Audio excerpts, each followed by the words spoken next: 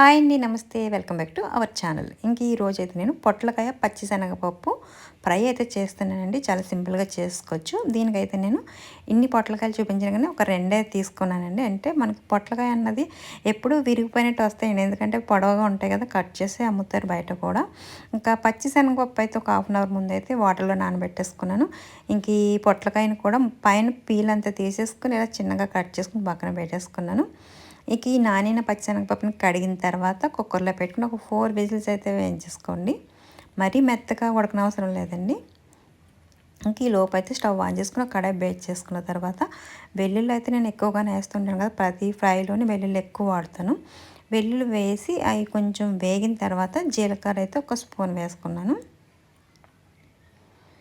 ఈ జీలకర్ర కూడా కొంచెం వేగిన తర్వాత ఇందులో ఎండుమిర్చి అలాగే కరివేపాకు ఇవంతా వేగిన తర్వాత పచ్చిశనగపప్పు ఉడికిన తర్వాత ఒక స్టైనర్లో వేసుకుని వాటర్ అంతా సెపరేట్ చేసుకున్న తర్వాత ఈ పచ్చిశనగపప్పును కూడా వేసి మరి కాసేపు అయితే వేయించుకోవాలండి.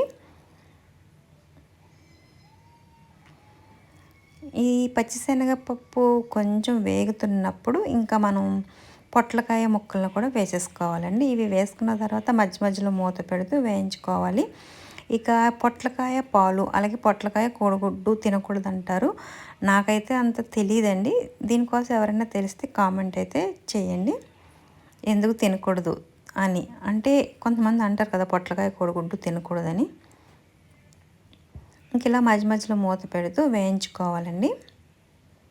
చాలా సింపుల్గా అయిపోయిందండి కర్రీ అయితే, ఇంకా ఈ ఫ్రై అయితే. ఎందుకంటే పచ్చిశనగపప్పు ఉడకబెట్టుకున్నాం, తర్వాత ముందు నానబెట్టుకున్న తర్వాత ఉడకబెట్టుకున్నాం. ఇంక ఈ పొట్లకాయ అనేది కూడా తొందరగానే వేగిపోతుంది అండి. అంటే లేతగా ఉంటే వేగిపోతుంది, మరి ముదురు తీసుకుంటే అయితే కొంచెం టైం పడుతుంది.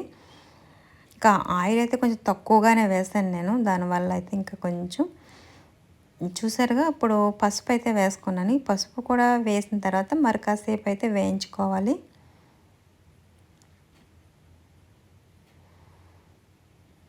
ఫ్రై చాలా తక్కువ చేశాను అనుకుంటున్నారా, నేను కొంచెం ఒక మనిషికి సరిపడా అయితే చేశానండి. ఇంకా కొంచెం పొట్లగా అయితే పూర్తిగా అన్నీ కూడా నేను కట్ చేయలేదు, 2 తీసుకున్నాను కదా. ఒక 3 స్పూన్స్ పచ్చెనగపప్పు అయితే తీసుకున్నాను. ఇలా మధ్య మధ్యలో మూత పెడుతూ వేయించేసుకున్నాను. ఇంకా లాస్ట్లో అయితే సాల్ట్ వేసుకోవాలండి.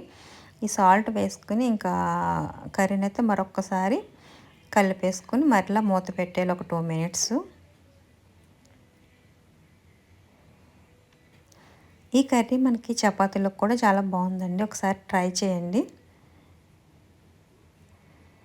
చూసారుగా కర్రీ అయితే ఇంకా రెడీ అయిపోయింది. పొట్లకాయ పచ్చిశనగపప్పు ఫ్రై అయితే రెడీ అయిపోయింది. మీరు కూడా ఒకసారి అయితే ట్రై చేయండి. నా వీడియో కానీ మీకు నచ్చినట్లయితే లైక్ చేసి, షేర్ చేసి, సబ్స్క్రైబ్ చేయండి. Thank you.